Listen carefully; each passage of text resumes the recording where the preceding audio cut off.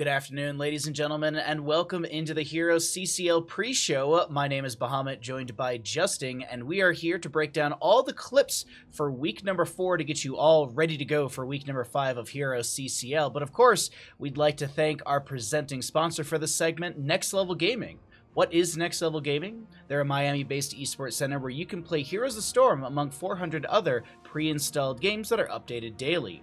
Next Level Gaming is also a Blizzard Cafe, which means you get some extra benefits on your account when you play over at this esports center. They have HP Omens with Intel i7 processors for these monster of computers, and they've also got 2 great monitor options. They've got a 24-inch monitor at 240 Hz and a 32-inch monitor at 144 Hz. Be sure to use nlg.gg/ccl in your web browser to find all you can about this amazing esports center in Miami. But of course, Justing, we're not here to talk about PCs or monitors. We're here to talk about week number 4 of HeroesCCL, and are you ready to break everything down for everyone at home? I sure am. Let's get into it. We're going to start it off with Granite Gaming going up against Storm Esports on Towers of Doom. And the clip begins with 2 shots remaining for the side of Granite Gaming if they don't manage to secure this bell tower. So because of that, they're really far extended here, but they get caught a little bit too far forward, and Lauber and Maka are going to basically 2v5 the backline here, instantly one-shotting both the backline members of Junkrat and Li Ming. You have Nazmaz coming in with the isolation on the backline for a nearly instant 3-for-0 at the start of the team fight. Lauber and Maka with the Sylvanas and the Muradin really starting that off with the Wailing Arrow and the Stormbolt, the double Stormbolt, to basically just completely shut down any attempt Granite Gaming has to stay into this game. Granite Gaming was this far forward because they knew that if they lost both these shots with that battle tower available, that they would lose the game. So caught a little bit too far forward here. Breeze is going to do a little bit of a dance with CPX on the Chromie. He does manage to take him down. He gets the B-steps out, but unfortunately, he's not the winning team here for Breeze, as 5-for-0 or 5-for-1 will go down, leading to Granite to lose the series 3-1.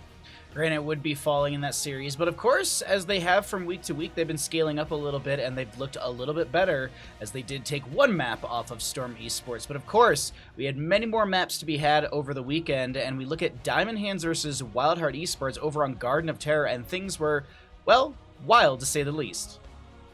Yeah, this is kind of a moment of desperation as well for Diamond Hands, as the Siege Giants are pushing in bottom, and they decide to just commit to the fight.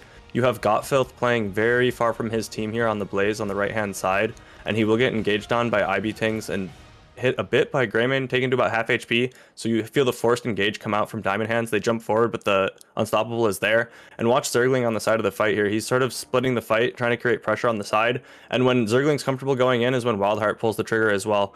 You have a dive forward by Greymane as the X-Strike comes out. Tons of damage coming out from Wildheart as the members of Diamond Hands on the retreat. You have the Hog Wild from Zergling diving into the backline, and this is really the end of the fight for Wildheart, as they're all split up, they're all getting chased down.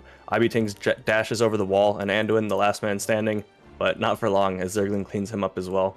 A very decisive team fight coming out from Wildheart. And Wildheart would decisively shut down that series 3-0, and I feel like we saw this throughout the weekend, Justing, of a lot of Anduins kind of being isolated, left alone, and getting picked off in that kind of flank big rotation. But of course, gotta talk about more maps, more games. We had Chile Mountain up against Simplicity as our 3rd best of 5 of the weekend, and over on Tomb of the Spider Queen, or excuse me, over on Battlefield of Eternity, things were quite spicy.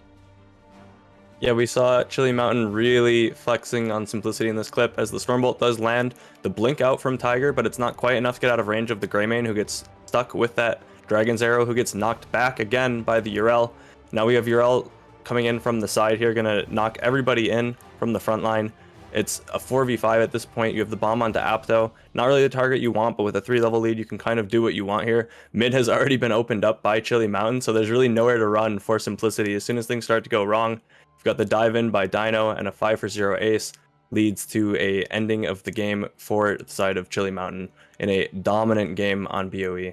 Very dominant game, and we're not done talking about that series, and we'll revisit that one because we have one more clip from a different series. 30K versus Oxygen Esports was something we were all very much looking forward to, but this, the Tomb of the Spider Queen map that I was mentioning earlier, was really exciting stuff from 30K. Yeah, this was one of the most back and forth games that we had in the series, as it's a very tense moment, 25 to 25. You have the Web Weavers coming out for the side of 30k, so Oxygen feeling a bit desperate for a fight. They dive onto the backline all at the same time with the Blaze. They've got the bomb from Tracer. The Light Bomb does come out, and they do trade supports as Yasu goes in to be a little bit aggressive, trying to get that Twilight Dream off, but it's nullified there, as you have the members of 30k just a little bit too tanky after the first trade. You have the Gorge come out, which is immediately picked off by Bad Benny getting deleted. And the three members of the Thrall, the Urel, and the Stitches just a little bit too tanky here. Not a lot left in the tank for Oxygen after using all of those resources to dive the Anduin. They really peel for each other quite well, taking out all three, and it's just running for Oxygen after the first three go down with the spiders out for 30k. It's an easy way to clean, easy end for them, as they're just too tanky into the backline of Lunara and Tracer. Just not quite enough damage to be able to rip through those big tanky frontliners. Yeah, and as the motif continues from the weekend, we have a 3-0 for 30k for that one as well. Really well played, but of course, as I mentioned, we want to go back to that Chile Mountain versus Simplicity matchup, because Chile Mountain, well, they were dominant on that Battlefield of Eternity map, and there was another really nice 5-kill shutdown that I'd love for you to break down for everyone at home. We have Simplicity playing a little bit aggressively around topside, knowing that this is their last opportunity before a level 13 advantage will come through for a fight. So they're postured really aggressively here for Simplicity, looking to take any kind of fight that they can, just hiding out of vision. But soon Ultralisk is going to find them all with the vision. You've got Dino blinking onto Tiger JK, trying to get some damage on him as they clump up a little bit too far, getting huge Dragon Arrow value. At the same time, you have Dayquaza diving into the backline alongside Masquerade. Apto trying to peel for the team, but a lone Varian with one taunt, not quite enough to be able to stop all the members of Chile Mountain funneling into the choke. Simplicity gets forced super far back with really nowhere to run. They just get cornered with the mobility heroes of the Hanzo being able to jump over the wall. They just get all trapped and cornered thanks to a big arrow by Ultralisk and the vision from him as well. And that would be another shutdown for Chile Mountain, as they did close out that series in total in a 3-0. Big motif from week number 4 in HeroesCCL. Checking into week number 5, June 11th, we're going to be seeing two best of 5s. We'll have 30k up against Diamond Hands, and then Simplicity versus Granite Gaming. Justin, what's the matchup to watch today? I'm most excited for 30k versus Diamond Hands. I want to see if Diamond Hands has what it takes to be able to take down 30k. They're both very close in the standings, but 30k currently sitting alone in that first place position. Will they be able to be taken down by anyone?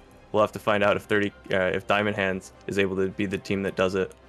Yeah, 30k has that quote-unquote perfect record so far, but of course, I'm also really excited about Simplicity versus Granite Gaming. One of these teams will find their first victory in HeroesCCL Season 4. Looking at our matchups for Sunday, week number 5, June 12th, we're going to be having Wildheart Esports up against Chile Mountain and Oxygen Esports up against Storm Esports. Two amazing matchups, Justin. Which is the one to watch? For me, Wildheart versus Chile Mountain is just slightly the matchup of the weekend. Both matches are going to be very, very close, I feel. But seeing Wildheart, that has been a team that has been sort of a dark horse for NA, looking very, very scary, kind of against everyone's expectations, going up against Chile Mountain, who also has looked extremely strong as potentially the strongest team from Europe. Really excited to see the way that these two titans of rosters shake up. It is going to be a lot of great games on Sunday, but I agree with you. Wildheart versus Chile Mountain is going to be that standout matchup here on HeroesCCL. Thanks for joining Justin and I for the HeroesCCL pre-show. If you think we missed any clips, or are there any better clips out there, by all means, leave a comment below, add us on Twitter, bug us on the internet.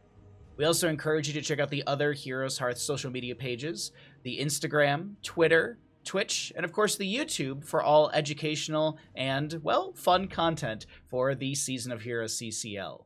We'll see you in the future for more of these, and until then, we'll see you in the Nexus.